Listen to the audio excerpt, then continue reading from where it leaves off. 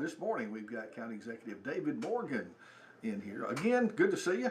Hey, good morning, Jeff. Thank you for the opportunity to be here today. I'm glad you're with us. I'm glad you're with us. A lot of stuff happening. Of course, the campaign is happening. And, Man, yeah, we're burning the candles, son. So you're a busy guy. Yeah, we've got, looks like about not quite 4 weeks till the election. So early voting starting too, isn't it? It starts this Friday, the 17th. Yeah, early voting starts. You got to go to the Mar Avenue location there. Behind where West Highland School used to be, where the Achievement Academy is now, there beside the Accounts and Budget Office. Man, if you haven't been to our new election office, it is incredible. So I've been, and it's pretty nice and pretty easy to do. Yeah. You know, so we didn't have to hire a single contractor to do that project. That complete remodel was done by our maintenance staff. Maintenance director Mark Brewer. Yeah, he's more than just a maintenance man. He's a project manager, essentially construction manager. So we utilize our staff that we have, and then we also use trustees.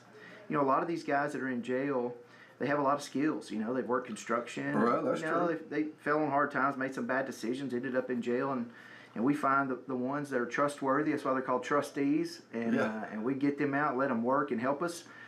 And you know, that's been going on for many years. Oh, that's been going on for a long time. It works great, and we're so proud of those guys too. I want to give them a shout because, you know, they get out and they show up every day and they work hard for us. And the thing is, we buy their lunch that day. That's all we got. That's all the sheriff requires of us is we buy their lunch that day, so they get to eat a little bit better than your. But that's a pretty good deal if we can get 8 or 10 hours of work out of the guy for a lunch. For a lunch. Yeah, that's kind of a no-brainer. That's pretty good. Pretty good. Yeah. What do you think? What do you think some of the very top issues are facing? The election, of course, and the next few years for Lawrence County.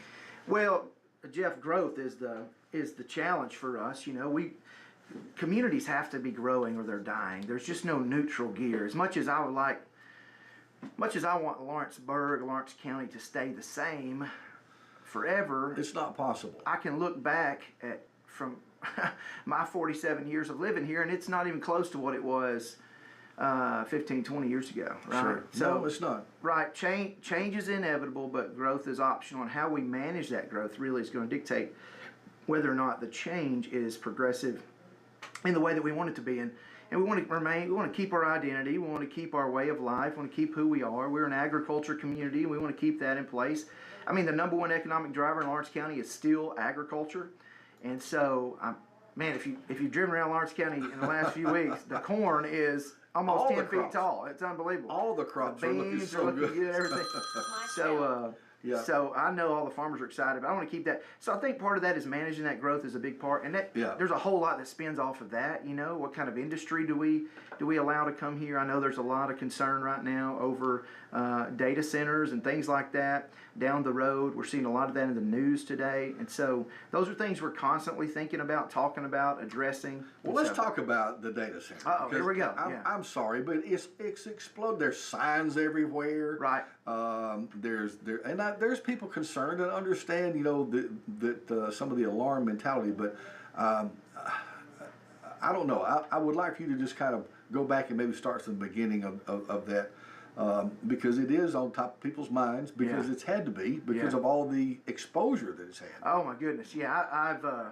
I've learned more about data centers in the last 3 months or so than I had ever knew there was to know about data centers. And there's still more to know that I don't know. So I will say this, just on the surface, I am not pro data center for one reason is because of all the hysteria around these things. I mean, I would rather just pass the buck, you know, most of the time. But, however, we have personal property rights in America. Yes. And people can come and build whatever industry they want to build, and they're monitored by the government, and they're backed up, honestly, by the government if there are discriminatory bans and things put on certain industries. So we have to be cognizant of that, aware of those things.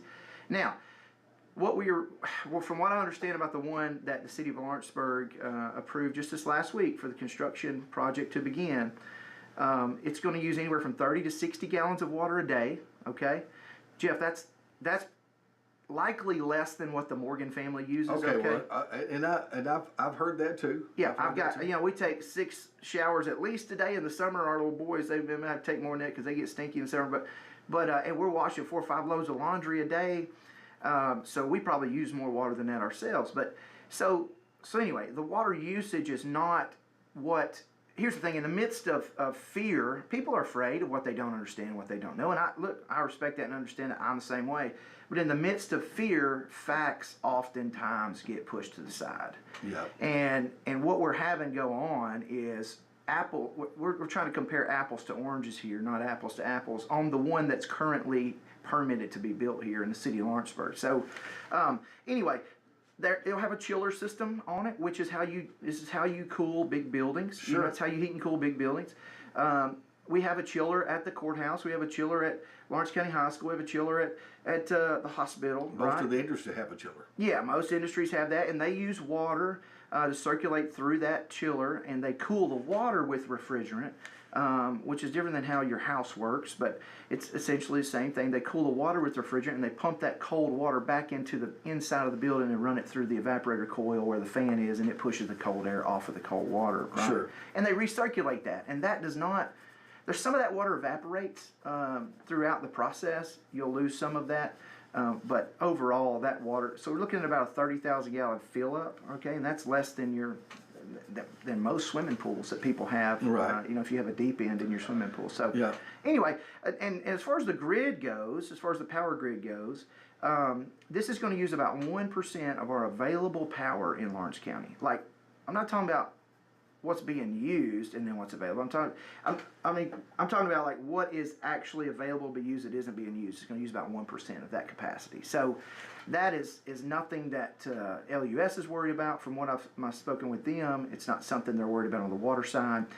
And then let's talk about the wastewater side. So yeah, they're going to be tied into the sewer system, but essentially it's just for bathrooms and things of that nature. There will be some maintenance work done from time to time on the chiller system, and there may be where they have to drain some water out of that and refill some. But that's typical of any chiller system. It happens everywhere. And so here's the thing. I think we have 3, maybe 4 plants in Lawrenceburg that have wastewater scrubber systems on them, cleaning systems on the wastewater. So essentially, the TDEC, Tennessee Department of Environment and Conservation, who watches this stuff very closely, because that's what they do. Because, listen, contrary to popular belief, like, people that live in Tennessee don't want the water in Tennessee messed up. Like, I don't want the water messed up. I don't want things going on. So, and TDEC is a government entity that regulates and watches these things. So, TDEC, there's 3 to 4 plants, I think, that have a system where they have to clean their water before they put it back in the sewer system, and then they have to take samples of that and prove that it's meeting the certain specifications before it goes back in the sewer. And LUS signs off on that, and so does TDEC, and whoever else has to be involved in that environmental. Well, there have been some of the wildest accusations surrounding the data center of not just you, but almost anybody and everybody who's holding office right now.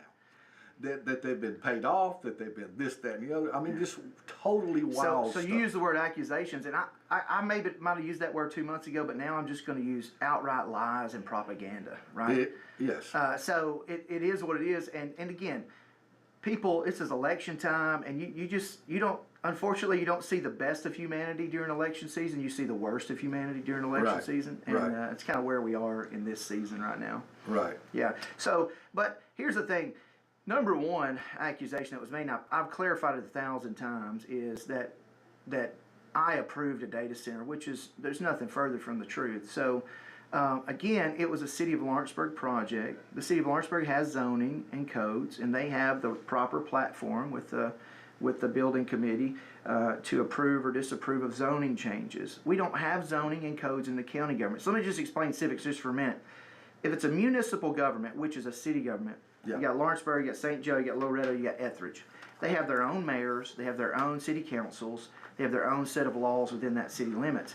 The county government, legislative body, which is the commission, executive branch, which is my office, we do not have any jurisdiction or say in the affairs of those cities and what they pass and what they do. They don't have to ask our permission. They don't have to fill us in. Now, a lot of times there is communication between the two, but in this particular instance, there was no need for communication because it was inside the city limits. there would have been two reasons why it would have crossed my desk. If this company had asked for a tax abatement deal, which a lot of industry does, they say, hey, we're going to come here, we're going to invest $80 million. Right. Can you give us a break on our property taxes for the next 10 years or 20 years? It's a negotiating tool for them. Okay. So they didn't ask for that. Like Magna International got a tax abatement for 20 years, a 60-40 deal, so they're going to pay 40% of their property tax value for 20 years, and then we'll get the full 100% after that. All right, let me ask you a quick question about that. Can you just arbitrarily approve that? No, and I would say, I always say, well, sometimes you wish you had more say. County executive, actually, if people might not understand this about the civics of Lawrence County, county executive has no vote in anything unless I'm presiding over a committee, and there's a tie in the committee. Yeah. So T.R. Williams told me, even as chairman of the commission for 8 years, he voted one time to break a tie in the commission. Yeah. There was a 9-9 vote, and he got to be the 10th vote to push it over the edge. Yeah. I'm not even the chairman of the commission, so I don't have a vote in the commission. I don't have a vote at all. All I have is influence. Right? So the data center that's being built or proposed is evidently going to happen. The county commission had no vote on it at all. Right. I'll defend all the commissioners. Like they didn't have a vote on it, right? Now, there's an economic development committee that hears kind of what's coming up and coming down the pipe. And I know back in November, I was in the committee meeting. I had to leave around halfway through the meeting because I was speaking at the Lions Club that night. But in the minutes, I went back and read the minutes, and toward the end of the minutes is when Egley mentioned the data center possibility coming, that there was a land deal trying to be worked out up there. That was back in November that it was first spoken. I mean, even my opponent was sitting through that whole meeting. And again, nobody sent off any alarms about it back then. Here's the deal. We get a lot of deals working in Lawrence County for industry. Since I've been in here, there's been hundreds and hundreds of companies looking to come here, but not every deal works out. And I usually don't get informed or get in the middle of a lot of that stuff throughout the deal. But when you see some finality type things happening, that's when they engage us more. And so, let's see, what was it, March? April 1st in the Chamber of Commerce board meeting, I was in there. I'm an ex officio on that board. That's the day Egley said, hey, look, land has been purchased now. So finally land had been purchased to make this thing happen. And so I say it like this. A lot of times we get them to the altar, we get the ring put on their finger, and we never get them to kiss the bride kind of deal when it comes to industry, right? And so we never get them to take the bride home with them. And so a lot of times they bounce out. I've been a witness to that for many, many years, even on a real estate deal that I do. Even you think it's in the bag. You think it's going to. I've had closings to stop at the closing table because of some issue. But well, think about it when it's a multi-million-dollar, a multi-million-dollar decision from these companies. There's a lot of things that will dictate them just pulling out at the last second. So that happens for sometimes. So I was informed about it in that board meeting. And really didn't know anything about data centers prior to that. And forgive me for my naivete or lack of understanding. I just didn't know, and I've been learning a lot. And there's a lot to know about it, right? When I was in D.C. a few weeks ago, I talked to Senator Haggerty about it, talked to Scott Desjardins' office, and even Senator Blackburn and their staffers in their offices asked questions because we are a vulnerable population. Here's the deal, Jeff. If a big multi-million-dollar, I'm talking billion-dollar company came in here and said, "Hey, we want to build a massive data center here, out in the outskirts of the county somewhere." Right. We don't have zoning or codes or anything like that. There's no. They don't have to ask anybody's permission to do stuff like that. Now, if a landowner wants to sell them the land, it's their prerogative to sell the land. However, I said this from the beginning. I'm not for any industry, whether it's a data center, whether it's a donut factory, and I love donuts. But but if it's if you can prove to me that it's going to damage our water and our way of life and our environment, I am not for it. Why would I be? I don't want that kind of garbage. And honestly, I don't want the headache. Yeah, absolutely. I don't want the headache if it ends up damaging and doing things that we didn't know or they lied or whatever. I don't want the headache of having to deal with that. Look at the Murray effect. Murray made a huge impact in our community and offered jobs for decades, and then there was a lot of environmental issues with Murray. People might not understand. Huge lawsuits, yes, there were. Chromium dumped right into the ground. There are things that our groundwater is having to be tested out there at Wildcat Ridge forever. It'll have to be tested because Yep. of Murray, right? Yep. But anyway, so you got to watch that stuff. But there's a lot the county executive doesn't have a say in, and people just think because you're the highest elected official in the county that every little thing that's going on. Well, so it's a challenge. It's an understanding of how our government works, and you're right. There's no zoning out in the county, and for the most part, I like that. and for the most part, we haven't wanted it. We don't want that. We want to be able to do what we want to do with our property. Yeah, I'm not But a big there's fan. a lot of moving pieces on this, because even if some big, huge industry, no matter what it was, came to the county, they'd have to be supported by utilities somehow. Yes. And so you can't just, you could go out in the middle of Wayne County and want to build a huge, big plant or something. Well, it's still got to be supported somehow. You got to have a sewer plant. You got to have all kinds of stuff. You got to have So power plant. Yeah. The likelihood of that happening is not likely. Well, let me say, so these big mega data centers, they have to build their own power plants. Right. And when people talk about the noise, that's where most of the noise comes from, is these gas turbine power plants. So the turbine itself is not loud, but what's inside the plant, and it's being spun by steam, right? But but what's loud is the cooling towers. And here's the deal: I worked for Enron back in the late '90s, early 2000s. Yeah. A company called NEPCO was a construction company I worked for as an electrician. And in the summers during college, I would go and travel for 2 or 3 months, and I would work on some power. I know I spent a month and a half in Tulsa building gas turbine power plants. And so I've been on those construction sites. They're huge, they're massive. There's 700 something men on the site every day working. And my brother Mark and I were electricians on that job. But yes, those cooling towers, they're loud. They are. And where we built that one in Tulsa was out in the middle of nowhere on the Red River, and it wasn't in a residential area anywhere, or even close to commercial or industrial. So anyway, so those are the challenges of that. Now, the chances of them coming here, look, I believe we should. I think we should kind of drop back and punt a little bit and do some environmental studies, look at these things a little deeper. This technology is really new, and it's been sprung on us quickly. Sure. There's a lot of other industry opportunities that we can have, and we're set up ready to go for that in Lawrence County. Absolutely. And so, I don't know. Again, though, here's the deal: it's personal property rights at the end of the day. Yeah. Look, Jeff, if somebody offers someone, for 1,000 acres, offers them $30,000 an acre, I mean, it's $30 million. You know? That's legacy, lifetime, family built, set up for generations to come, right? Yeah. So, what do you can't disparage, you can't take that opportunity or right away from someone either. That's a fundamental American right.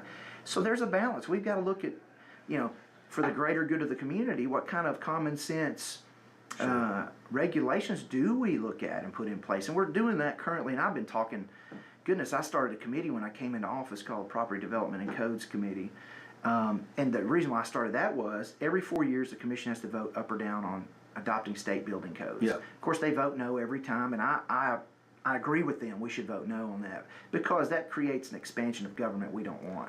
Yeah. Permitting fees, all that kind of junk. I get it. There are people that come here. Of course, I'm in the real estate business, and I have people come from out of county. Right. They're used to all that. And they come and you don't have it, and they're shocked that we don't have zoning in the county.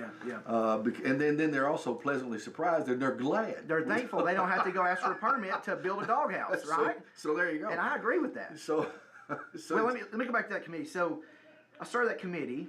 As the chairman of the commission, you can implement new committees and all that kind of stuff. So I was the chairman my first year.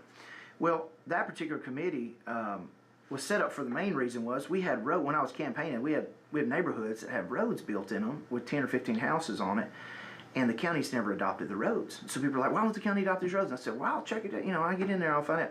Well, what I found out was the contractor that built the houses built the road, right, most of the time. Right. And he didn't build it to county specifications. Right. Ryan Crick has a certain very specific spec that he expects these roads to be built to if he's going to come back and adopt them. That gets ditches, proper ditches, that's the proper depth of substrate or whatever they put underneath there. Or proper curvature to the road so it'll drain. Then you got to put drain tiles in the driveways coming in. I mean, there's a lot of extra money. So all we have in place in Lawrence County is a piece of paper that Mr. Crick can take to this guy that's just building a random road out in the middle of his field. Right. He's going to build some houses on it. Say, hey, Mr. Contractor, sir, would you please spend 4 or 5 times the time and money on this road that you want to, so that when you sell all these houses, we can come back and adopt the road. Well, a lot of times that doesn't happen. Yeah. And so my doors getting knocked on, phone getting called. So my purpose of building this committee was to address issues like that. Like, what are we going to do? We need some common sense. If you're going to build a little neighborhood and build houses on it and build a road that you want us to adopt, that the bus is going to go down someday, then you need to do that right? I think that makes common sense. Sure. Well, then another issue was, remember the orchard development in Summertown? I do remember. So that land was bought right as I was coming in, and everybody's worried to death. They're going to build 250 homes up here. There's no codes, no zoning, no regulation. Where's the water going to go? And those are real concerns. Like, yeah. So we started talking about that in that committee. Like, and so here's what I put on it. I put commissioners on the committee. Put 3 commissioners on there, and then I put some farmers on there, because farmers need to have a voice at the table, because we're an agrarian culture here. And, Sure. And I put the president of Farm Bureau Board on there, Ernie Jones. I put John Rose on there. It was amazing for me to even get John Rose to be willing to serve on a committee. He's usually living in a field or in a tractor somewhere. But John Rose, the largest row cropper in Lawrence County, was on that committee with me. I added Justin Holt, who's a friend of mine, who's a civil engineer, who can look at what prospective plans are coming in or whatever and say, hey, this is good, bad, ugly, whatever. I had those 3 guys on there as experts from the community that would sit on that committee and would advise us and help us create policy that would be reasonable, right, and that would protect farmers. Because here's what would happen at the orchard. You get 250 homes, now you got 250 roofs, you got 250 driveways, you've got streets and roads built in there. Are the streets going to be built right? Is there proper drainage? And what happens is the farmer, which Delano Benefield's land borders that, he's a commissioner. Right. What happens is Delano's bottoms of his fields get washed out, because now you got water running off this neighborhood that was once a sponge, being wilderness and woods and sure. cropland, a sponge to collect water. Now it's shedding water as fast as it can, and that causes problems with the neighbors. And so that's the reason why government exists. In those moments, we need some common sense. Sure.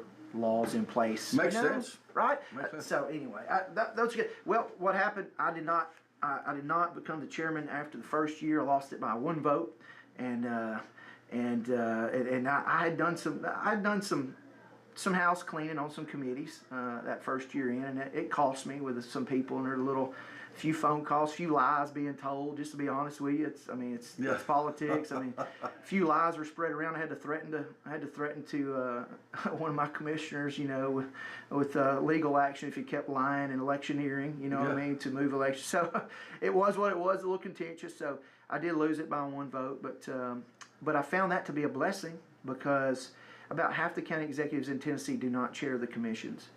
Here's what you get when you chair the commission as a county executive: you give up veto power. So I can't veto anything they do if I'm the chairman. You also give up your voice in the commission meetings. So if you're the chairman, you can't talk about the resolutions for or against. You can't try to push it. So since I haven't been the chairman, I can speak to any resolution. I can add, I can opine, and look, I do this full time, man. It's my job.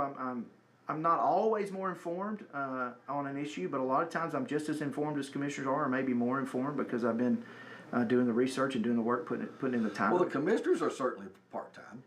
Yeah, they all are part-time. Yeah, they all put in a lot of them put in, They put in a lot of hours. They don't get paid. Listen, they don't get paid enough money. And I'm thankful for the people that want to serve. Yeah, I'm thankful for the people that want to serve. I respect every one of them for being in the arena, right? But that committee, here's what I'm telling you: the new chairman, which is my current opponent, he deleted that committee because I had a big town hall meeting. People were upset. Oh, are you considering codes? I said, no, that's not what I'm considering. Are you considering zoning? No, that's not what I'm considering. So we had a big town hall meeting, and it actually went really well. And a lot of people that thought I was for all this government expansion realized I wasn't, but they realized, like I'm telling you now, there are certain issues we got to talk about. And I've never been afraid to have tough conversations face-to-face with anybody. And I think that's how you figure things out. You get in a room and you have conversations. You get absolutely. Done. So that committee got deleted. Well, lo and behold, now what'll be proposed to try to look at studying data centers and all the things is, guess what? A committee is coming back around to sit down and bring in experts to help us understand what data centers are or not, and then let the citizens have a say as well in that committee for the county. Let them be able to speak to the issue with their public comments and things of that nature. So, yeah, there's a 12-month, and I'm not against this. I think it's probably a good thing. There's a 12-month temporary study committee that's being put together to say, hey, you can't block a data center coming here during that 12 months, but we're at least going to be saying, hey, look, we're studying this thing, we're looking at it deeper, we're going to do our due diligence to make it happen, and I think that's commonsensical. Again, I would rather just have the other committee still in place, and we would have had this conversation in there. It would have been recorded, it would have been advertised, it would have been publicized, people could have come in and opined, but without that committee being there, then there's no place for the citizens to talk. So Sure. Anyway, here we go, roundabout, coming back around. In government, lo and behold, things just kind of seem to come back around sometimes. They do. Necessity is the mother of invention, right? Yeah. Yeah. What's some of the top of mind stuff for you as you move forward, buddy? Well, you asked earlier about what's big coming down the road for Lawrence County. Growth is huge, and how we manage that's important. But I mean, education is one of my biggest concerns, and it's been something I have done my level best to invest everything we possibly can from county government into our education system and help our schools improve not only facilities but programming and staffing and all those things. We've been able to put mental health counselors throughout our county to help our students who are dealing with some major mental health struggles and Jeff, it's a sad reality, but more kids are dealing with those things today than ever before. They are. Of course, it doesn't help. Social media doesn't help. The bullying. Speaking of bullying, I've had my fair share of that going on. But hey, I'm used to that. I had 4 big brothers growing up, so bring it on. But so we've been able to do a lot of good things for education, and I'm looking forward to doing some more. We've got a lot of things in the works. We're looking at some new facilities, Summertown, build a gym there, a multi-use facility at Lawrence County High School, some tennis courts at Loretto.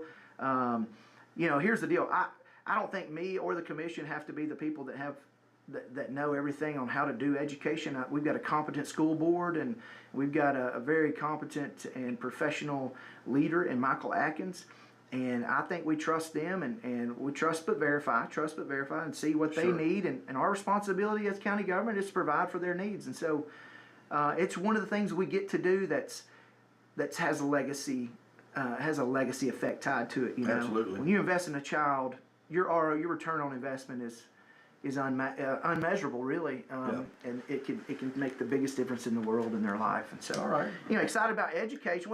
Public safety is another huge part, and I think, and again, I don't have to run on what ifs. I can run on what has been, and my record, I think, speaks for itself. Of course, I can't do anything without the commission's support and without their vote, because I don't even have a vote in these issues.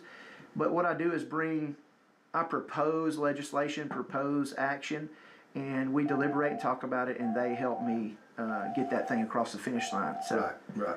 We got a phone call coming in? Well, not yet. Okay. But Getting ready. I'm getting ready in case we do. I dropped the microphone there. Well, public safety, let me circle back to it. So, been a huge endeavor for me. My first few months in office, there was a very contentious time. Our ambulance service they could not staff even 3 ambulances some days. Yeah. The attrition rate was incredibly high. We didn't have anybody in the queue for applications. There was some toxicity among some of the employees as well, because when you don't have a stack of applications over here, it's hard to get rid of people when you're stretched so thin with your staffing. Sure. And so I proposed a considerable raise for them because they were underpaid in comparison to every county around us. Yeah. And we passed that raise 4 months into my first term, right in the middle of a budget year. And the commission got behind that and passed that, and that was a big deal.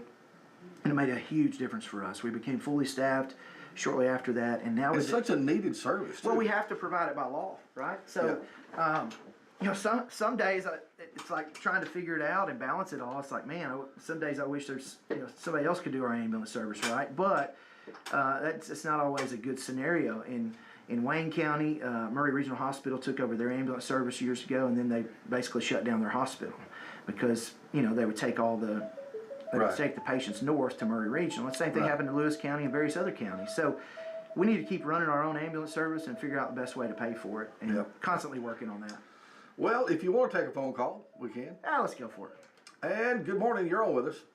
Yes, one of the things I need to look at when they set this committee up is the First Amendment of the Constitution, and because there's a national movement as far as the data centers, it's not just about, and health is one of the things, and it has to do with the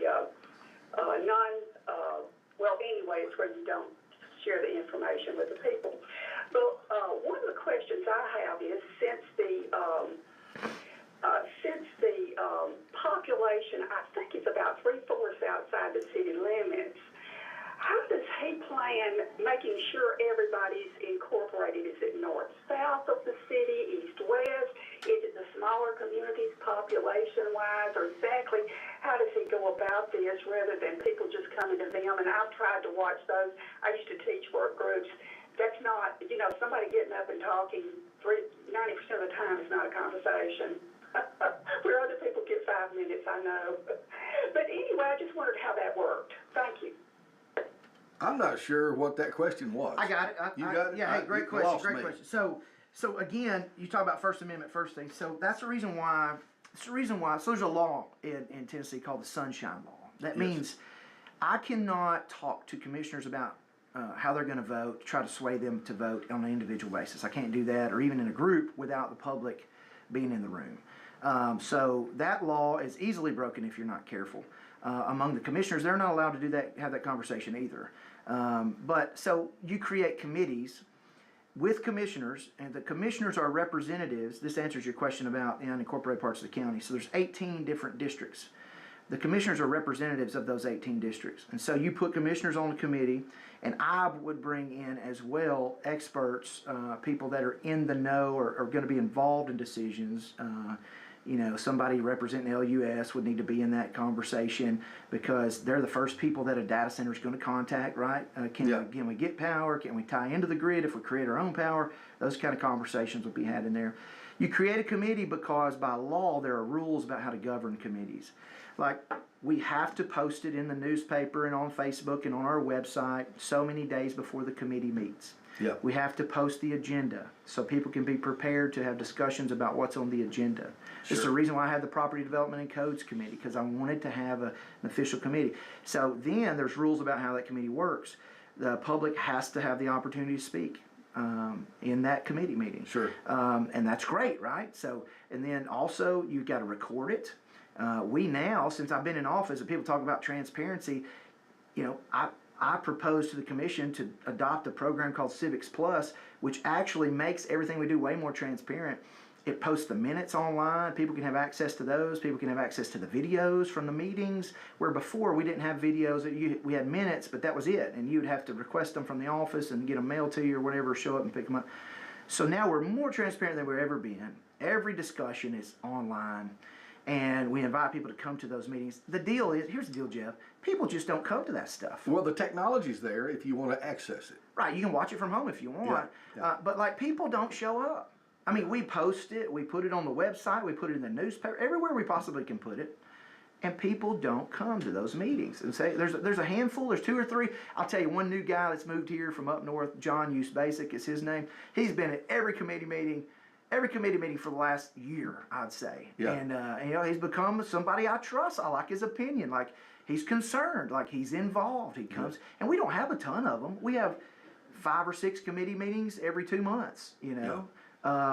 Well, I tell you, I'm guilty. I don't know if I've ever attended any kind of committee meeting for the county, and I've barely ever watched any of the county commission meetings. Well, there was a lady that said something on Facebook the other day about, county government's just blowing money left and right and all this. And I invited her real kindly. I said, hey, why don't you come to our budget committee meeting next week? We're actually going to spend 4 hours at least, and we ended up having 2 4-hour meetings to get it done. We're going to spend 4 hours. We're going to walk through our budget, every line of our budget, every dime that we spend. We're going to walk through it, and I said, hey, if you have some recommendations on how we can save money in county government, I'd love for you to sit through those meetings and give us some input on that. Guess what? She didn't show up, right?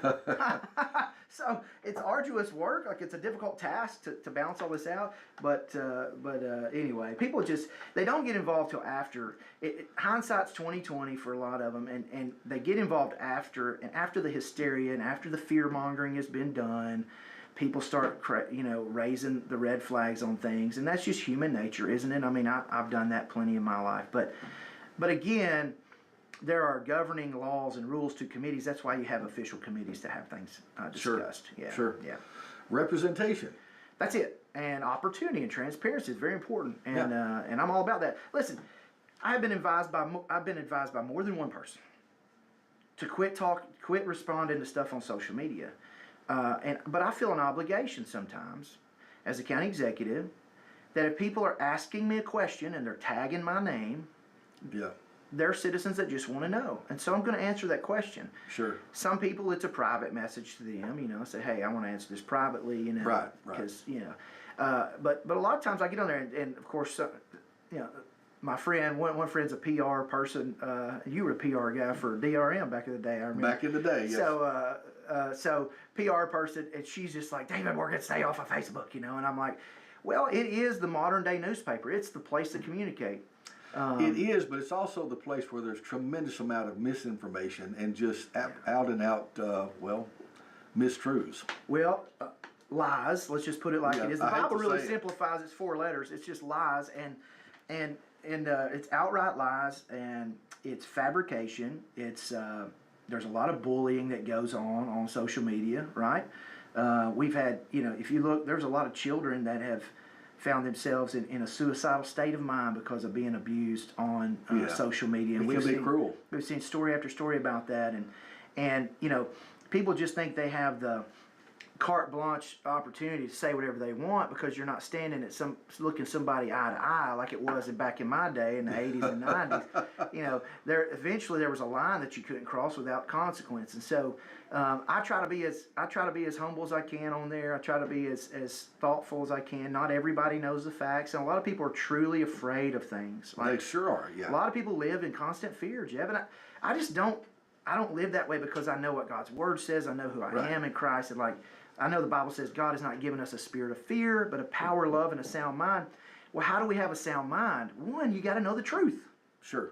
You will not have a sound mind if you believe lies all the time. That's true. And two, how do you have love in your heart? You got to put on the mind of Christ. You got to say, look, and that's the way I try to look at a lot of these accusations and attacks on Facebook is a lot of these people are afraid. I don't know their story. I don't know where they've come from. I don't know what kind of trauma they've lived through. Well, they're afraid, also misinformed, and maybe believe something that they've heard just because they've heard it. Those kind of things. And they're downright nasty people, some of them. Let's just be real. Some of them are. But here's the deal. Jesus died for them too. He did, right? And I got to remember that.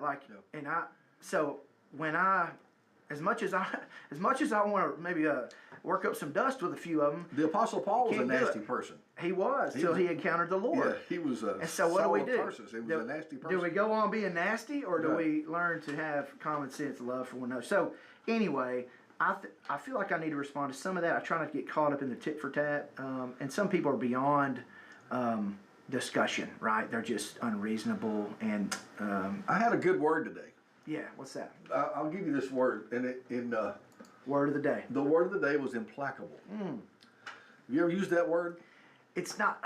Let's see. Oh yeah, somebody that's not capable of being appeased. They cannot be appeased. Yeah, they're and they cannot be changed. Unappeasable, unchangeable, but implacable is the better word maybe to use there. Yes. Yeah. How about that? Implacable. I'd like to see. You need to hang that one. I need to look at that one. Yeah.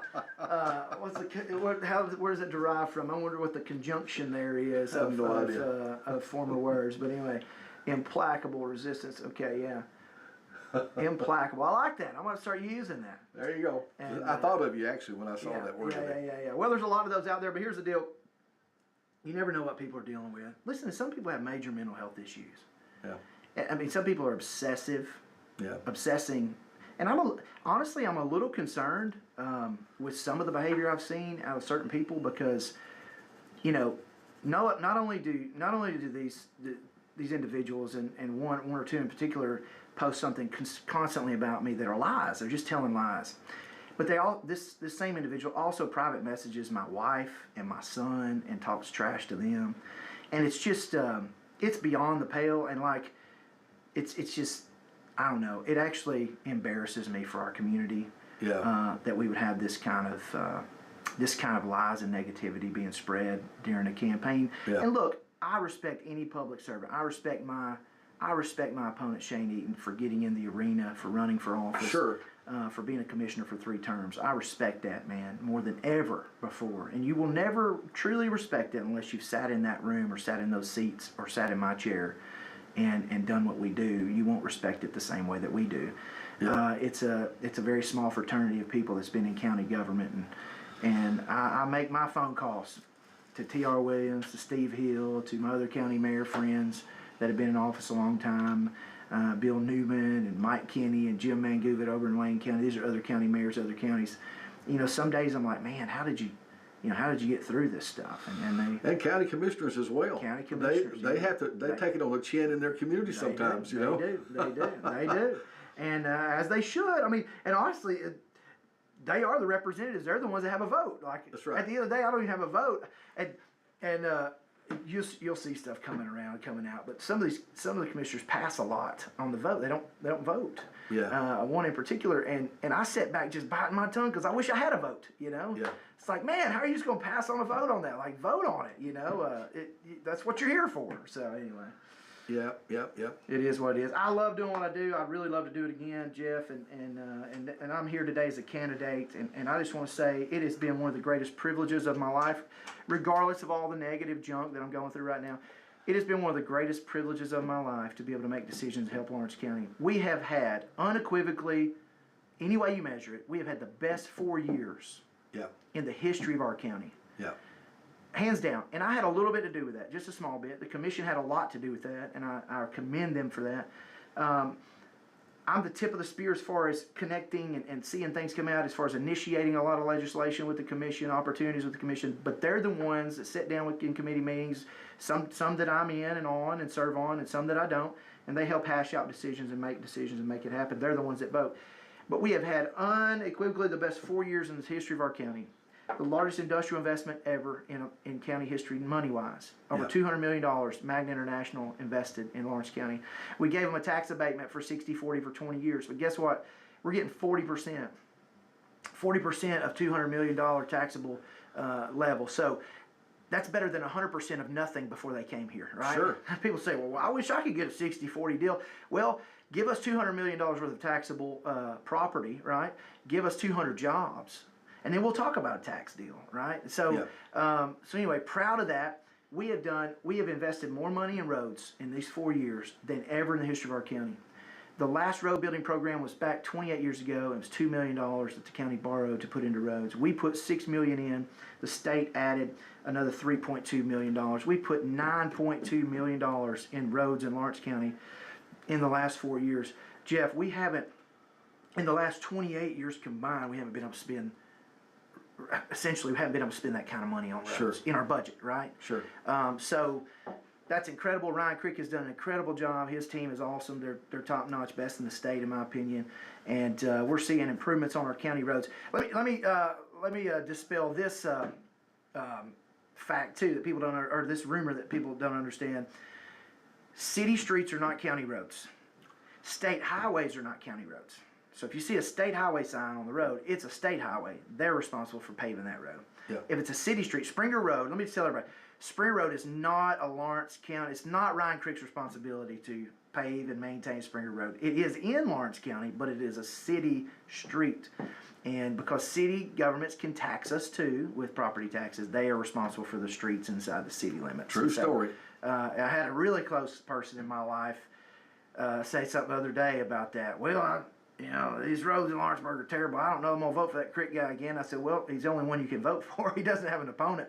I said, but two, it's not his responsibility to maintain city streets. And so even the most informed people sometimes are uninformed on how things really work. And so roads have been huge. Public safety, let me just say, public safety has been probably the biggest budgetary thing we've been able to do.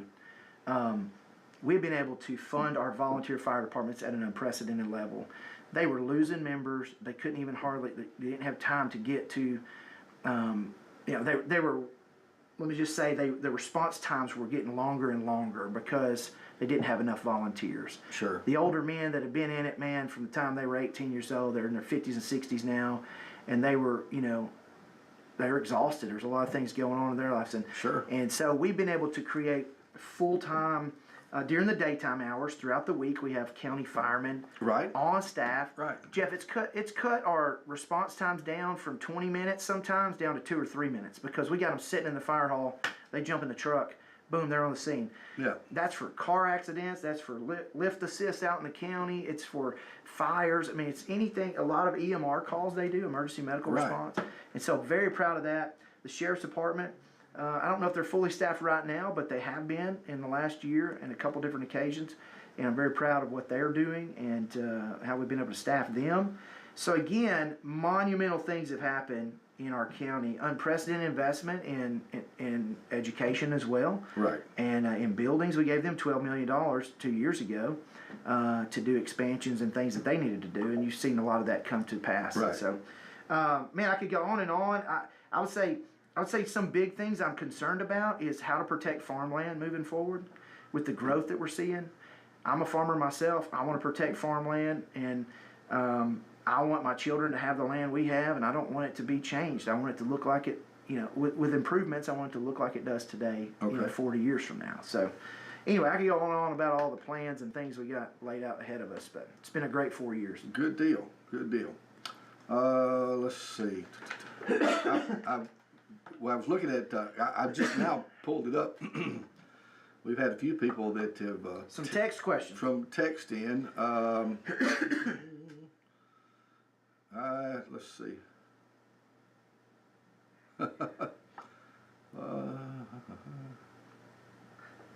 Some of them may not be able to read online. I'm trying to find the actual question. Most of them have been good comments. Good. Well, I'll take those too. Gosh, Jeff, in the day of negativity, I'll take all the good comments I can get. Okay, very good.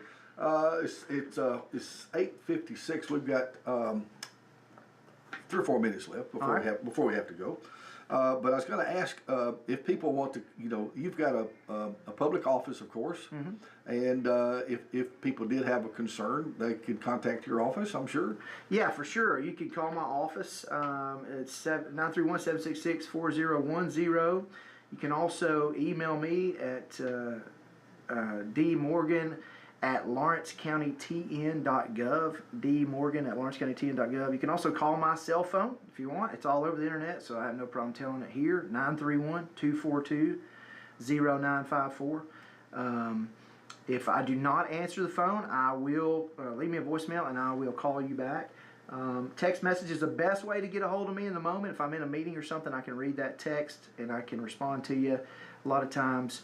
Or I'll tell you, hey, I'm going to call you after this meeting. So have no issue having any conversation with any citizen, and I prefer to have those face-to-face or over the phone as opposed to on social media. It's really not the place to have a conversation because I've learned a long time ago, when you're just reading black and white, there's no inflection of tone, there's no looking people eye to eye, there's no understanding where they're coming from in a conversational type setting. So I would love for anybody to reach out to me any way you can. Look, I want your support too. I need your support. Jeff, early voting starts Friday here in Lawrence County, and get out and early vote. Early voting was big for me, I think, in the primary. And I'll tell you, man, again, I want to commend Philip Heatherly and his supporters because they ran a clean and honorable campaign, and I appreciate that. Yeah. And a lot of information is being fed to a couple people in our county that are just doing ridiculous and obsessive things on Facebook right now that are embarrassing for our county. And this has just gotten nasty and it's gotten ugly. And it doesn't have to be that way. It doesn't have to be that way. No. And I ask all my supporters, listen, let's be respectable and honorable. Let's be let's reflect Christ first and foremost. But we also speak truth to lies and put the truth out there. So you can't just retreat. You got to be on the front lines, but you don't have to be nasty about it. So, man, I'd love to be able to do this again, Jeff. And sometimes I question my own sanity. running for office, right? So and so have some people that truly love me. They question it as well. Well, you do have a lot of folks who are absolutely with you, and not that it would help you any at all, but you have my full endorsement. Well, I appreciate that. And of course, I'm 100% for you, and I have nothing against your opponent. Great guy. Not at all. And again, like you said, they run a good, clean campaign. But for what it's worth, we appreciate you coming on and being with us. And of course, we invite you to come. I think you'll come make another appearance or two. Yeah, I'll be back as much as Charlotte will let me. Yeah. It's campaign season, and all that stuff. And of course, the door. And by the way, I should say the door is open to your opponent to buy space here too. So that is a true story. So yep. And we would treat him with the exact same respect as always. So, but anyway, David Morgan, of course, county executive and campaigning again for re-election. We wish you well and hope you do well in the future. Well, of course, if you do well, our county does well. That's right. That's right. That's right. So what's good in my life is good for Lawrence County at the end of the day. And so yeah. I love doing what I do again, and I would love the opportunity to do it again. And I need people to get out and vote. It's a big deal. All and, right. God bless you guys. Very Thanks, good. Jeff. Have a good day, buddy. All right. Appreciate it. There we go. Hang on just a second. My automatic, it ain't doing automatic. 1951, this is WDXE AM There we go. 1370, W287 AA 105.3, and W237 FD. Yeah, Neely Luna, or my